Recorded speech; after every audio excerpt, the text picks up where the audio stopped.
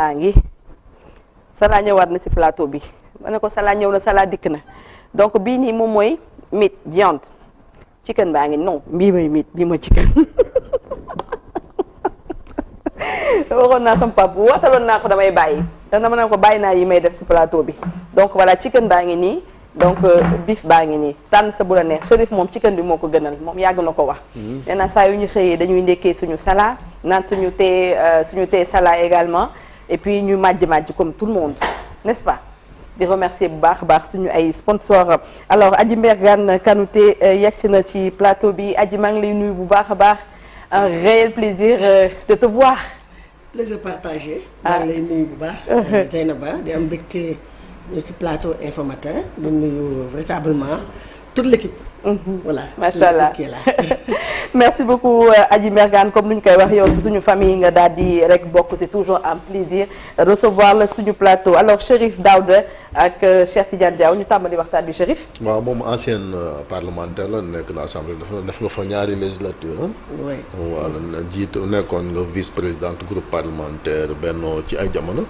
assemblée nag tey ñi ngi xaar quelques peut-être heures le premier ministre war fa ñëw pour tontu ci ay questions d'actualité muy deuxième fois moom Ousmane Sonko mu koy def tombé ak l'opposition parlementaire ñenn ci ñoom ne dañuy boycotté argument yi ñu avancé yey na la pour bañ a dem. d'abord damay nuyu sénégalais yi seetaan ci biir bitim réew ak ci réseaux sociaux yi di rafetlu aussi. La disponibilité du Premier ministre, le fait que mu ñëw régulièrement Assemblée nationale du une première nag parce que je pense que la première c'était avec le défunt Premier ministre Boun Abdallah Dionne moo doon ñëw di répondre li nga xam ne mooy question d'actualité yi donc bu ñu gisee Premier ministre bi fi nekk nii di dem di ñëw Assemblée di tontu député yi dañu saluer la disponibilité et l'assiduité. Loolu avant aussi am na su Wade aussi ñoom Souleymane Ndéné daan teew. en tout cas moi je pense que la première dans l'histoire ñëw di répondre question d'actualité devant les parlementaires bu ma juumul c'est au mois de mars 2015 après la déclaration de politique générale du PM Boun Abdallah Dionne. Voilà, donc de façon régulière, il le faisait et nous avons constaté aussi que le Premier ministre Ousmane Sonko, donc moom tamit mu ngi koy def donc lu ñuy saluer la. Maintenant, il faut savoir que le boycott dafa nekk une arme politique démocratique. te du tey Assemblée nationale la am boycott ay parlementaires di buddee ay séances rawatina séance plénière. Donc bu may fàttaliku muy 13e législature muy 14e législature ay parlementaires déjà 13e avec les Yewwi te bu ma nee Yewwi il y avait le PASTEF te bu ma nee la PASTEF il y avait l'actuel premier ministre qui était député aussi moom tamit da doon buddee séance yi comme tous les députés du groupe Yewwi donc si aujourd'hui aussi l'opposition parlementaire jàpp nañu dañu war a bañ a fekkee li nga xam ne mooy teewaayu premier ministre ci assemblée nationale. am nañ ci yoon am nañ ci sañ-sañ parce que comme je dis le boycott est une arme politique et démocratique. mais ñoom même si. mais ñoom dañu jox benn argument ay arguments yi nga xamante moom la ñu mettre en avant mooy que ni kii di président assemblée nationale El Malick Ndiaye ne respecte pas les règlements intérieurs. loolu moo tax ñoom ñu ni dañuy boycotter duñu mën a teew ci fi nga xamante ne moom mooy daje ak premier ministre bi. mais xam nga nag ñoom ñoo nekk ci assemblée bi si le président de l'assemblée respecte ou non le règlement intérieur ñoom ñoo ko dund. mais je pense que ni ma suivre le président de l'assemblée nationale parce que je suis les débats aussi je vois que ne am na taxawaay bi mu war a taxaw. am na taxawaay bu war a taxaw du ñàkk nag des fois et ça comme je dis l'Assemblée nationale c'est le lieu par excellence des débats démocratiques c'est un lieu d'animation également politique du ñàkk loolu mën ci am mais l'un dans l'autre moi je n'ai jamais été pour un boycott parce que dama jàpp ne ci biir Assemblée nationale bi la ñu war a waxee li nga xam ne moom la ñu askan yóbbanti fa la ñu war a leerloo ci yenn préoccupation yu askanu Sénégal xam nga boycott toujours du indi lu positif damay fàttaliku en 2007 c'était sous Abdoulaye Wade les élections législatives de 2007 bi ñu ko boycotté ça n'a pas été une bonne chose et on a compris après parce que c'est la ñu créer ce qu'on appelle les assises nationales pour nous permettre politiquement d'exister donc je pense que ne boycott lu ñu war a xoolaat la surtout quand on est un représentant du peuple donc askan teg la fa même si je reconnais que c'est une arme politique et démocratique donc opposition parlementaire ñu seen droit def li nga xam ne mooy boycott bi maintenant il faut pas aussi que la majorité écrasante écrase la minorité il faut que effectivement que ñu reconnaître li nga xam ne mooy droit ak li nga xam ne moom la opposition parlementaire yelloo ci biir assemblée. mais loolu est-ce que bañal na leen ko parce que majorité fu mu am règlement intérieur bi parce que bu dee temps de parole bi c'est organisé en fonction du nombre de députés ak groupe parlementaire moom ak ñoom nag parce que li ñu wax boo ko déggee problème temps de parole wax nañu ko nee na premier ministre bu ñëwee daf leen di attaquer respecté parlement bi est-ce que ça aussi ça tient. xam nga nag c'est des moments politiques la présence du premier ministre à l'Assemblée nationale c'est des moments hautement politiques tey même le premier ministre bu dafa dem pour répondre à des questions d'actualité qui préoccupent le peuple sénégalais c'est un homme politique te l'Assemblée nationale nee naa c'est un lieu de débat démocratique c'est un lieu d'animation du ñàkk aussi parce que nag c'est une tribune pour le premier ministre c'est une tribune qui lui permet effectivement véritablement de faire le show comme on dit. Il peut faire le show donc c'est une tribune comme je dis c'est une tribune dina tontu li nga xam ne mooy question d'actualité yi mais du tere également parce que les moments choisis ne sont pas fortuits parce que boo seetloo premier ministre moment yi muy jël pour dem Assemblée nationale day fekk ñu génn ci peut-être wax ci benn tëgg benn loi boo xam ne indi na peut-être jiixi jaaxee ñu taxaw mën a indi ay éclaircissement yam bala mu am point yoo xam ne d'actualité nationale mu bëgg cee prononcé. mais loi interprétative bi ci wàllu amnistie boobu premier ministre waxoon na ci ba noppi. ba muy def sa déclaration de politique générale il en avait déjà parlé. rapporté waaw mais entre temps voté nañu ko fi ak polémique bi fi am wuy. waaw ba mu cee wax ci discours de politique générale ak li am après. yooyu tamit wute na. parler d'abrogation. dafa jàppoon ne dañuy def une abrogation totale de la loi d'amnistie.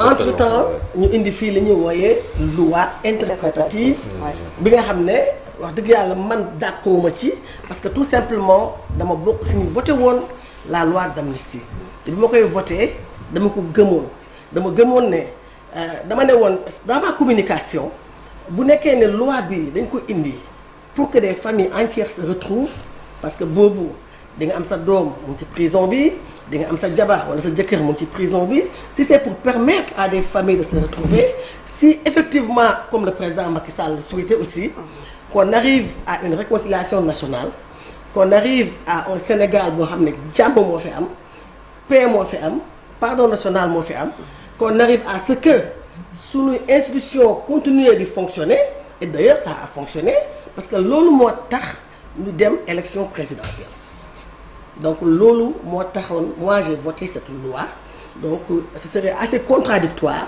de revenir pour dire que je suis pour une loi interprétative, je suis pour une abrogation totale de la loi. Mais l'un dans l'autre, ils ont leur majorité, donc ils ont voté cette loi. Et quand la majorité parlementaire vote une loi, nous comprenons que c'est le peuple. Pourquoi c'est le peuple? Donc, j'ai toujours dit que les députés représentent le peuple. Aussi minime que soit, les députés représentent le peuple.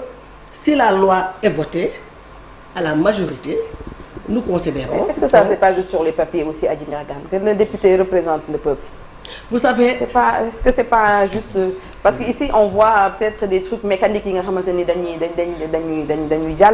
donc, est-ce que c'est pas juste l'outil, entendement, oui, les députés sont là, c'est le peuple?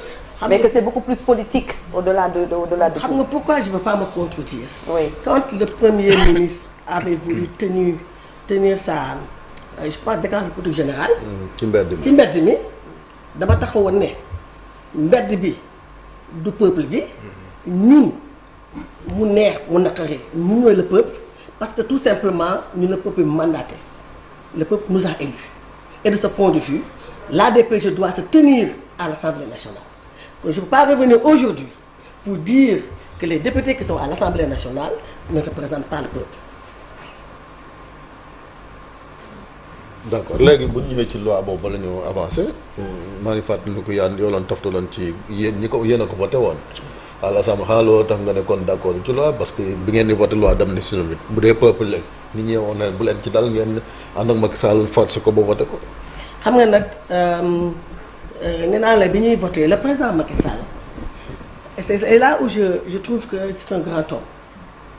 C'est un grand homme parce que tout simplement le président Macky Sall pour bàyyi Sénégal bu jàmm deful troisième mandat. Le président Macky Sall pour bàyyi waaw non mais tout ça am gis nañu forcé il n'a pas forcé donc pour bàyyi réew boo xam ne réconcilié na pour bàyyi Sénégal bu nekk jàmm pour bàyyi également pour permettre également aux institutions de faire de la continuité ba ñu yegg ci élection présidentielle donc il a proposé une loi qui permettait effectivement de pacifier les cœurs à mon avis et de pacifier les esprits. Donc man comme j'ai dit dans cette dynamique moi Adji Mergane j'ai voté cette loi d'amnistie parce qu'il nous fallait véritablement arriver. mais ña ngeen koy votal ne noonu bëggoon di ña ngeen koy votal ñoo taxaw ni bëggoon. Ben c'était pas personnel dafa général c'est-à-dire c'est pour un Sénégal de paix c'est-à-dire que il faut pas qu'on personnalise non quand on fait une loi elle est impersonnelle. Je parle sur le contour. waaw loolooy principe bi waaye nag ci réalité bi demee. on revient sur les principes. voilà c'est les principes mais dans la réalité demeewul noonu jëy na bon. mais c'est les fondamentaux. oui donc loi d'amnistie ñi ko voté et c'est comme la loi relative au report de l'élection présidentielle. Moi je l'ai voté et je l'ai voté sans aucune pression. Pourquoi je vais voter cette loi? Voilà. Parce que tout simplement des juges ont été accusés des candidatures de yenn candidatures yi daal di ko dàq. mais parce que tout cela il fallait que ça soit. mais loolu c'est clair man matuloon ñu dem parrainage même ñooñu dañuy wax rek mais ñoom seen cas lu jaroon taxaw la parce que ñoo jiiñoon conseil bi ne dafa saaj seen parrainage spolié neen candidature spolié mooy ñi nga doon wax noonu. est-ce que war ñoo taxaw fii ñu dàq ko mooy parce que ñi ngi doon semaine passée rendre hommage président conseil constitutionnel bi génn àdduna donc yéen ñi nga xamante ni yéen a participé ci report élection yi sous prétexte que dafa am ay magistrats yu jiiñ la dañ leen a ger ba léegi ni kenn indiwul preuve corruption bi jëm ci. mais parce que dañu war a yeggali enquête bi dañu war a leeral c'est ne man bëgg naa xam parce que depuis loo xamuma te dama bokk ci ñi nga xam ne. mais yow député waroon ngaa am moyen pour xam wala ngaa voté kay am lu leer. ci ci du dëggal. waaw non xam nga bi ñu yeggee foofu quand le conseil constitutionnel bi mu tranché pour dire que au Sénégal on a une belle démocratie au Sénégal il y a une séparation réelle des pouvoirs bi ko conseil constitutionnel acté ak le défunt juge bi ñu acté que ne. élection dafay am waaw dañu accepter et en premier le président Macky Sall dafa accepter non il y a pas une question de pexe. Tu sais Chérif tu vois ce qui se passe si gox yi ñu wër yëpp y a une ceinture de feu parce que les gens dañuy dem les présidents dañu nekk ay dictateurs dañuy dem au-delà même de li nga xam ne mooy seen prérogative seeni yoonu réew dañ naan lii la ñoom ñu ne lële la.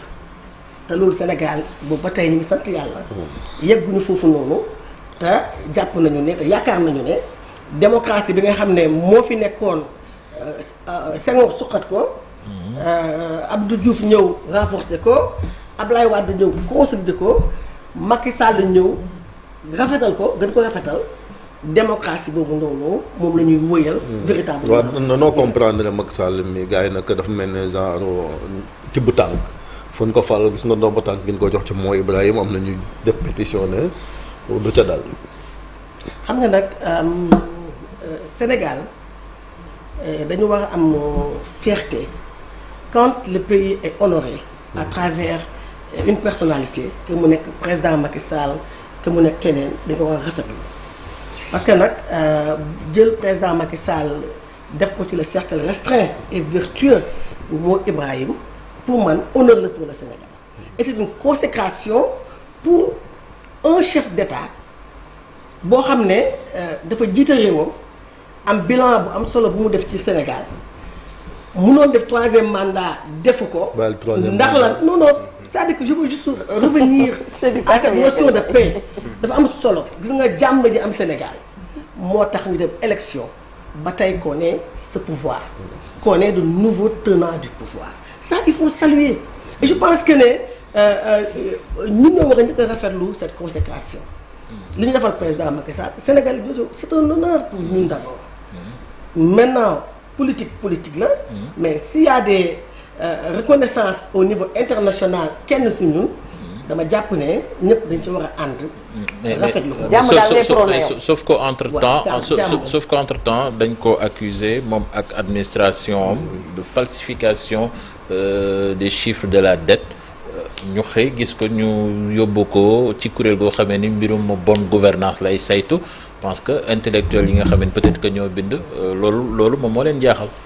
xam nga pouvoir bu bees bi ñu leen falee dafa am lu ñu def je pense que képp pouvoir bu ñëw def na ko mooy def le diagnostic def audit xool li nga xam ne ñoom lañ fi fekk ñoom nee nañu dette bi ñu fi fekk.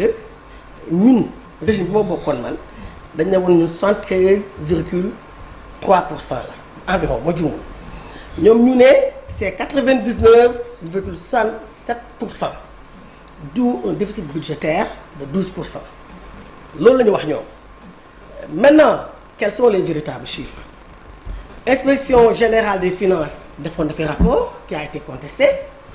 Cour des comptes ñëw def rapport boo xam ne tamit. non certifié rapport IGF boobu. waaw da ko certifié waaw rapport bu la certifié mais ba tey qui a été aussi contesté parce que nag damay jàpp ne Cour des comptes c'est vrai que nous avons am nañ confiance am nañ kóolute suñu corps de contrôle mais aussi il faut également accepter que suñuy interrogations sont légitimes.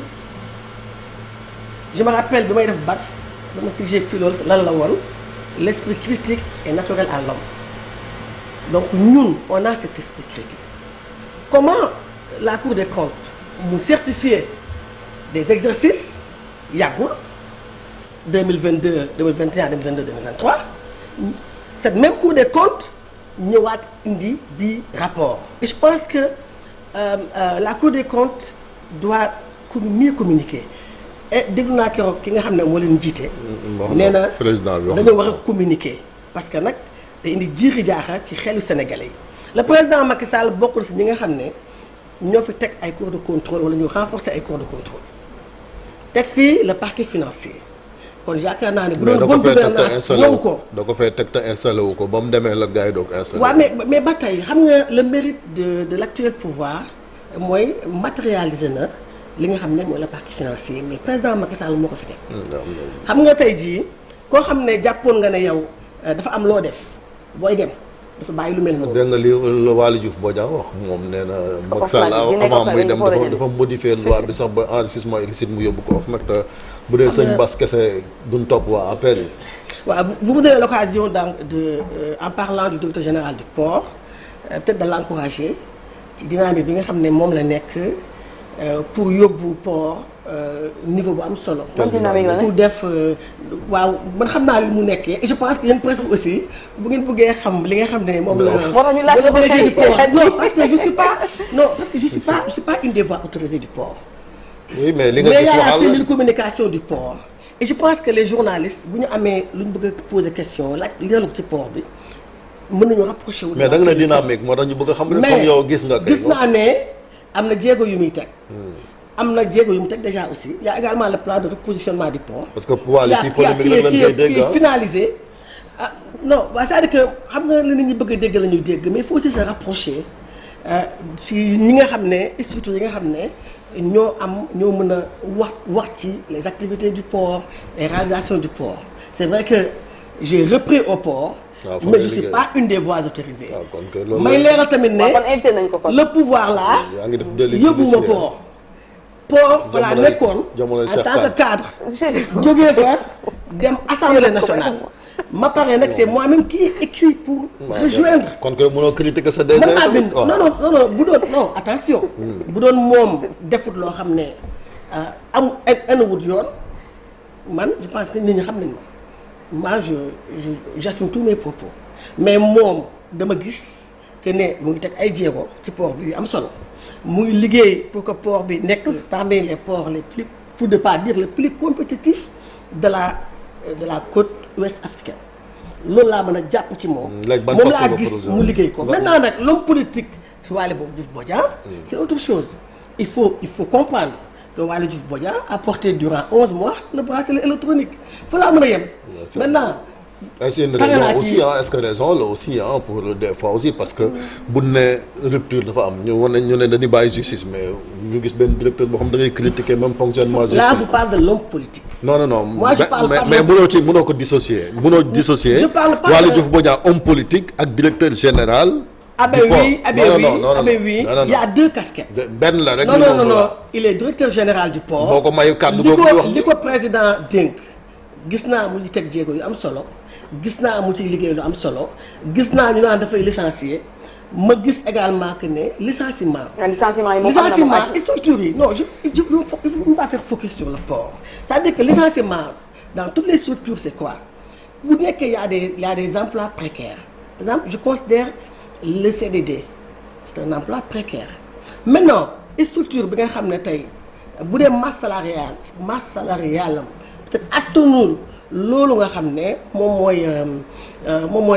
mooy CDD yu bëri yooyu mën na soit libérer ou bien recycler pour ne pas dire réorienter donc moi c'est cela ma conception des choses et c'est pas seulement le port il y a d'autres structures maintenant nag lépp lu ngeen bëgg a xam ci port autonome Dakar je pense rapprochez-vous de la cellule communication dina leen wax lépp loo xam ne moom ngeen si bëgg mais aussi ñu ngi jot rapport yi nga xamante ne en tout cas ANSD mi ngi koy def ci port li mu fi mujj wax du xibaar yu dal xel ñu ñëw ci jàpp gi bon bu ko il protège son DG il protège son DG aji léegi comme vous voulez non on vous comprend parce que comme dellu nga fa di liggéey léegi dañu gis nag jàpp yi ni jàpp convocation yi ci tey rek gis nga ñii nga jëm DIC ñii nga jëm section recherche dafa mel ni jamonoy Macky la delluwaat de Sénégal bon xam nga nag damay faral di wax xam nga la reddition des comptes c'est une exigence de transparence dafa nekk une chose à mon avis normale et même banale il faudrait pas te gis naa ne Sénégal yu bëri ak homme politique yu bëri ànd nañ ci reddition des comptes maintenant il faut différencier quand on parle de traque la traque des hommes et la traque des biens mal acquis maintenant fu ñu toll ñun c'est quel genre de traque la ñuy def quand c'est une traque d'anciens dignitaires du régime du président Macky Sall ou bien est-ce que c'est une traque des biens mal acquis l'un dans l'autre moi j'ai toujours considéré que dans le cadre de la réduction des comptes il faut mettre en avant ce qu'on appelle la médiation pénale. si wolof. waaw si cadre réduction des comptes dans un état de droit pour man jàpp ma ne jël la prison rek moom mooy solution bi am na beneen alternative mooy la médiation pénale bi nga xam ne suñu yoon nangu na ko d'accord ma tamit aussi si li nga xam ne tamit yoon maye na ko muy cautionnement pour recouvrer la liberté du ñu nangu cautionnement te yoon maye ko. comme ni ma amee ci Farba Ngom ak Tahirou Sarr jox nañ cautionné nañ lu ëpp sax nga leen di toppee. ba oui essentiel man lépp lu loi maye dañ ko war a nangu muy cautionnement boobu noonu muy également la médiation pénale donc loolu dama jàpp ne loo xam ne la loi maye la te war nañ ko nangul ñi nga xam ne tey bëgg nañ ko def. journalistes yi nag ak chroniqueurs ñooñu moom du mbiram reddition des comptes.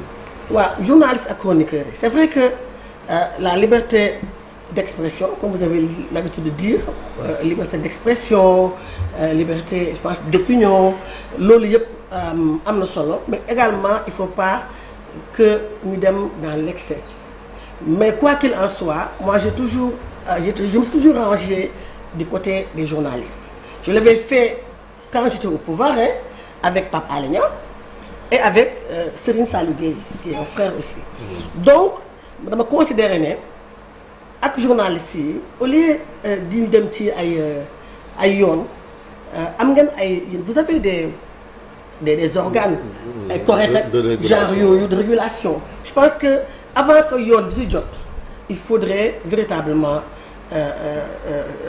ñi journalistes yi nga xam ne dañu def yenn écarts yi ñu orienté leen ñu encadré leen véritablement ñu wan leen ni nga xam ne ñu alerté leen. d'accord loolu laa ko gisee mais nag vraiment bu ñu sañoon nag bépp journaliste bu ñu topp wala bépp chroniqueur bu ñu topp ñu bàyyi leen même si je suis légaliste je suis dans un pays où je l'ai toujours dit il y a une séparation des pouvoirs je l'ai dit quand j'étais au pouvoir je le dis aussi aujourd'hui que je suis dans l'opposition je le dis encore moom mi sax waaw sa taxawaayu opposition je le dis encore est-ce que yaa ngi opposition yaa ngi opposition parce que yow Pastef nga faraloon bi ci élection législative loolu yóbbu ci opposition ak Pa Alé sama paa bi waaw ah oui Pape Alla Kane doole Alla oui sama papa la non c'est-à-dire que il faut ngeen différencier une chose xam ngeen élection législative yi moi je suis dans un parti politique qui est Union pour le développement du Sénégal qui est un parti démocratique et souverain le président Macky Sall a dissous la coalition Benno Bokk Yaakaar bi mu ko dissoudre ñun sunu waa parti ñu jàppoon ne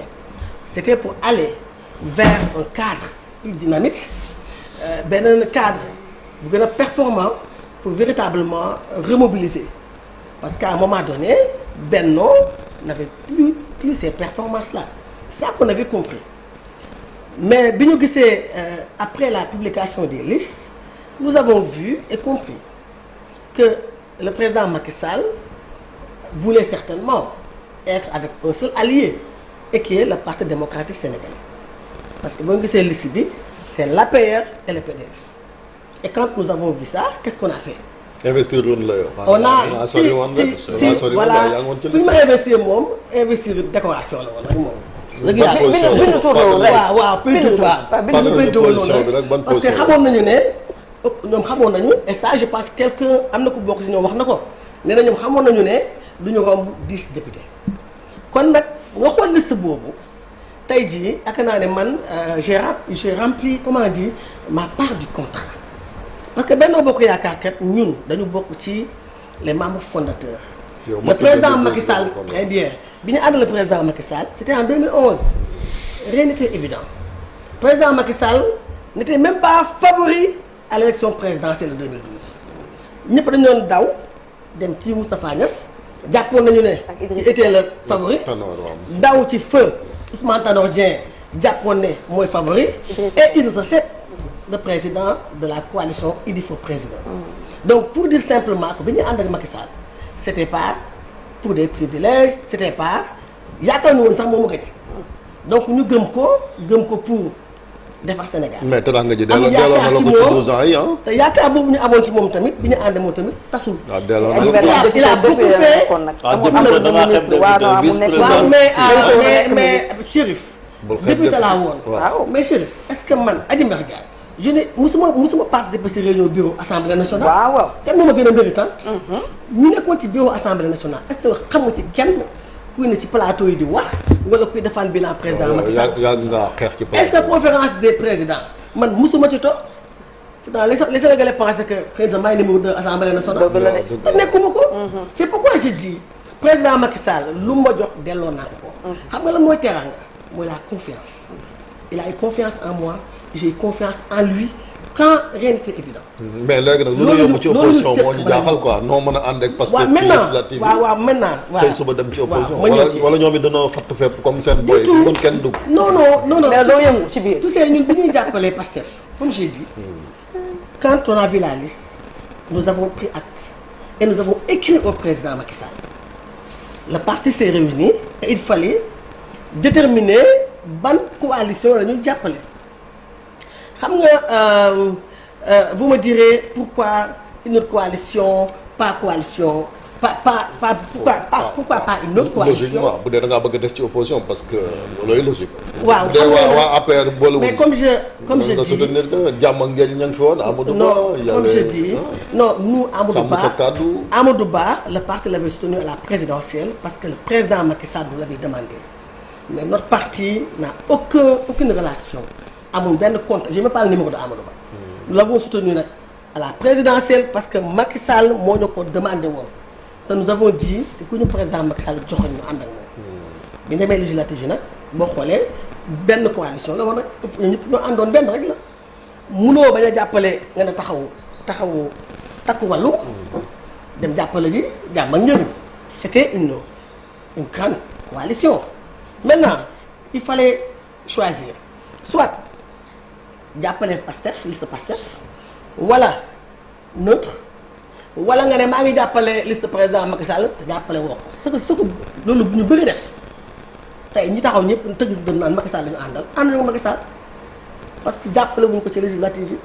campagne luñ ko tey ña nekkoon président sax ña defoon ministre rek ña ma defoon administrateur rek ña ma defoon directeur général ñoom ñëpp dañ ko woon ginnaaw dem ànd ak liste Amadou Ba léegi nag gis naa ñu bëri ñëwaat nañ nag ci moom di wane ne dañoo loyal. dañoo fidèle et je pense que le président Macky Sall ñoom la ko gën a méfier wu si ñi nga xam ne ils sont assumés. Ils ont pris leurs responsabilités à un moment donné. Chérif, les dernières questions. Maintenant, pourquoi Pastef? Parce que tout simplement, comme je dis, nous avons un parti démocratique et souverain qui a porté son choix sur la liste Pastef. Et c'est pas Pastef qui est venu vers nous. Nous ñoo dem vers le doyen Alla Kane demuñu vers Sonko. On aurait pu le faire. Sonko c'est mon frère et je le dis toujours. demuñ ci moom on est parti parce que c'était pas une négociation, c'était pas pour ay poste genre yooyu. Nous sommes partis voir doyen Alla Kane. Bi ñu gisee doyen Alla Kane, le parti lui a dit ils ont décidé de soutenir la liste Pastef. Et c'est comme ça que ça s'est passé. J'ai vu des photos de man ak Birame Souleye Diop, les gens sont tellement extrapolés. Gis naa sax de grands journalistes di bind ci man. Et pour dire que loolu également c'est un honneur. Quand man Adji Mbergane ma ne bàyyi naa. mais lu tax après législative yi rek nga dakkal compagnonnage moo jaaxal. mais parce que non c'est pas un compagnonnage. C'était un choix à un moment donné. Choix bi def nañ ko ça veut pas dire que on a soutenu la Pastef, qu'on est dans la Pastef ou qu'on est dans la coalition Diomaye président. Mais également une chose, nous ne sommes pas de l'opposition radicale. Nous sommes une opposition responsable. C'est ça l'opposition.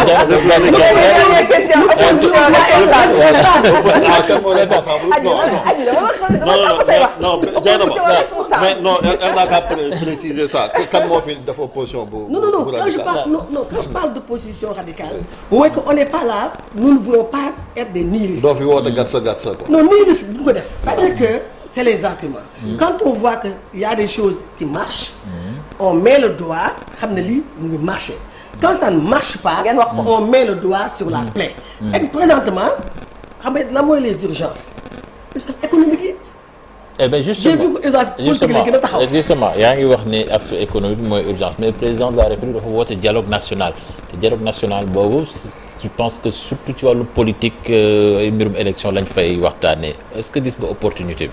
Ben oui, dialogue moom depuis lors on appelle les nouveaux tenants du pouvoir à jouer la carte de l'apaisement te dialogue ci loolu la bokk dialogue du lu bees ci réew mi yaakaar naa ne président yi fi jaar ñëpp oote nañ ko et ki ci gën a nekk champion c'est le président Macky Sall.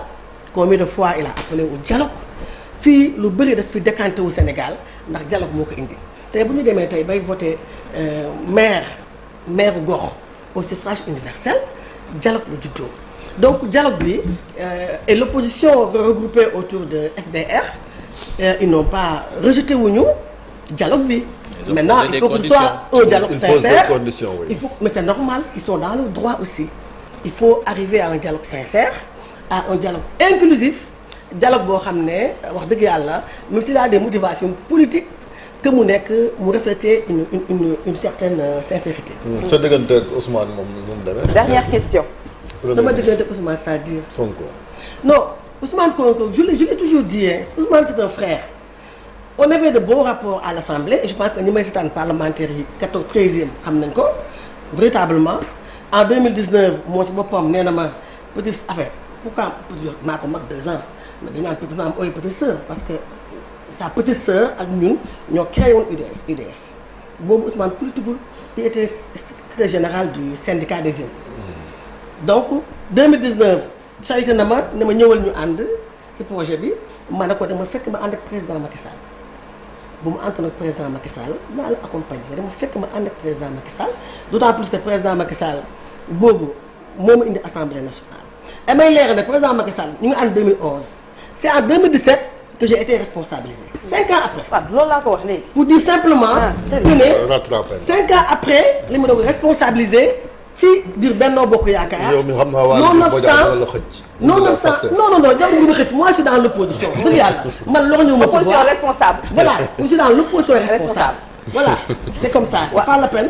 lui c'est mon directeur général je l'encourage dans cette dynamique bu mu nekk. pour vraiment waaw ñun invité nañu ko informateur la ñoo kon wax ñu nu mu redynamiser. voilà je pense que waaw moom voilà on va l'inviter. moo Kaolack Serigne Mboup nee na dootul bokkati di nga nekk candidat pour xëccoo ko Kaolack. waaw boo xam ne sunu comme j'ai dit nous avons un parti démocratique et souverain. mënumaa toog fii ne. mais yow rek la ñu dégg ci parti bi de. ay yoo waxtaanee wu mais quand il y a le soutien au moom kese nga dégg ci parti bi. déedéet quand il y a le soutien au PASTEF. vous avez vu le numéro 2 du parti Amadou Omar Gueye moo doon wax. vous avez vu le président des sages du parti Abdoulaye Diop ñoo doon wax dafa defe ni rek toujours njiitu parti. moom la ñëpp di gën a bëgg xëy na di ko am seen i plateau. C'est ça. Mais chaque fois je propose des cadres de notre parti mais ku mel ni Chérif dem bi na ma. Chérif da lay tooñ Chérif da lay tooñ massifié nga sa parti. merci voilà merci da ngay toog nga tàggatoo ak ñun émission bi ñu ñëw yéen léegi ci pàcc bu mujj la une de l'Observateur et de Record la météo balaa ñuy tëj émission bi.